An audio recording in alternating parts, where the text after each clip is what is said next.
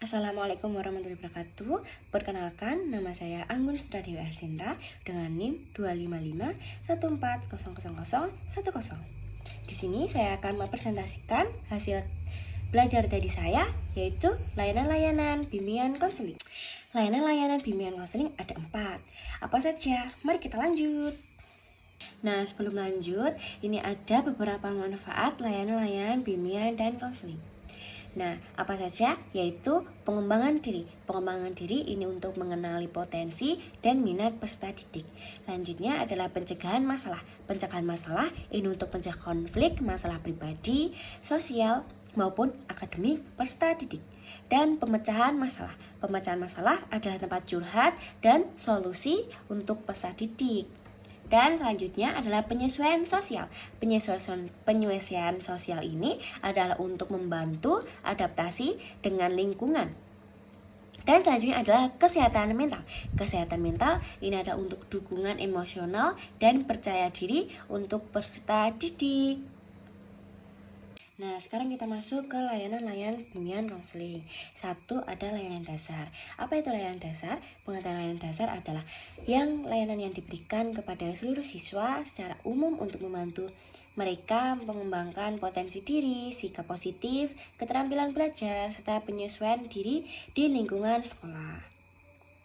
Nah, layanan dasar ini bersifat preventif dan pengembangan.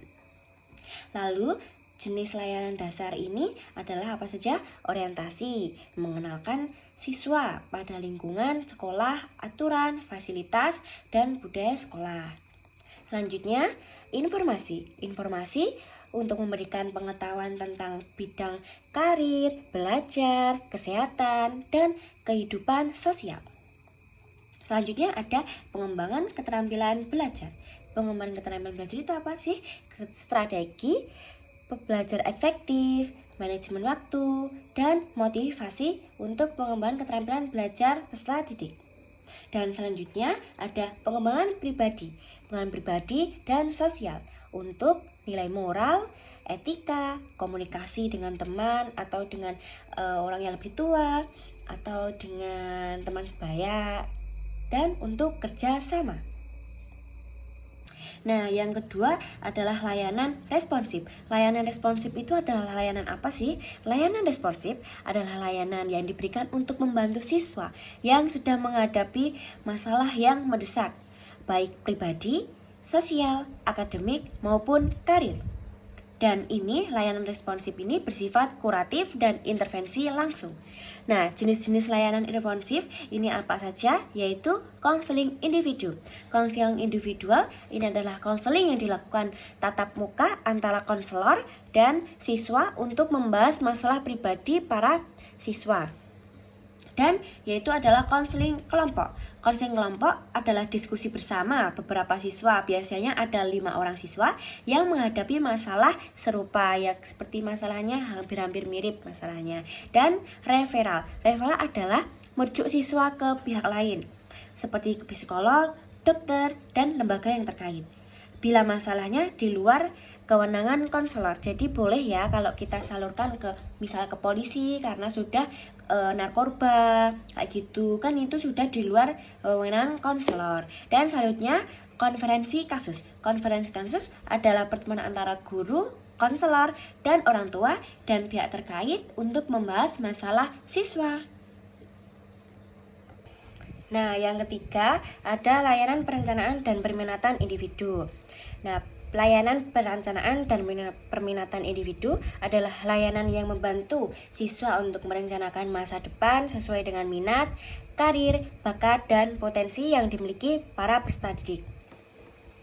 Dan fokus pada perencanaan karir, pendidikan lanjutan, dan pengembangan diri peserta didik. Jenis-jenis perencanaan dan peminatan individu itu adalah perencanaan karir.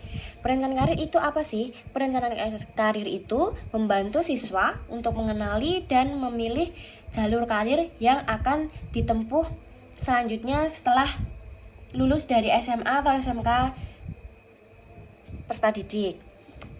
Dan perencanaan pendidikan. Perencanaan pendidikan ini untuk memilih jurusan sekolah, lanjutan, atau perguruan tinggi. Nah, untuk kalian yang kemarin itu kayak konsultasi ke BK gitu, itu namanya layanan perencanaan dan peminatan individu guru BK. Dan selanjutnya inventory minat dan bakat, tes psikologi atau angket untuk mengetahui potensi siswa. Jadi itu kalau guru BK membagikan angket kepada siswa itu bukan sekedar untuk untuk ingin tahu saja, tapi untuk menginventori minat dan bakat peserta didik. Nah, selanjutnya konsultasi individu. Konsultasi individu itu siswa datang atas permintaan sendiri dan membicarakan rencana pribadi ke konselor atau ke guru BK. Nah, yang terakhir, yang keempat adalah dukungan sistem. Dukungan sistem itu apa sih? Dukungan sistem adalah layanan yang mendukung kelancaran seluruh program bimbingan konseling melalui kerjasama antara dengan pihak internal maupun eksternal sekolah. Yang ini bersifat pendukung, administratif, dan kolaboratif. Selanjutnya, jenis-jenis dukungan sistem. Apa itu jenis-jenis dukungan sistem dan apa aja dukungan sistem? Memanajemen program bimbingan konseling. Ini seperti perencanaan, pelaksanaan, dan evaluasi layanan bimbingan konseling. Selanjutnya ada koordinasi dengan guru dan orang tua. Ini untuk memastikan dukungan terhadap perkembangan siswa. Jadi perkembangan siswa itu ketika sudah dikonselkan oleh guru, sudah dibimbing oleh guru, nah itu menurutnya orang tua peserta didiknya itu sudah berkembang atau belum. Nah, begitu. Dan langsung ke kerjasama dan lembaga luar sekolah seperti psikolog, lembaga karir, instansi sekolah, dan instansi kesehatan. Ini yang di luar di sekolah yang ada di situ.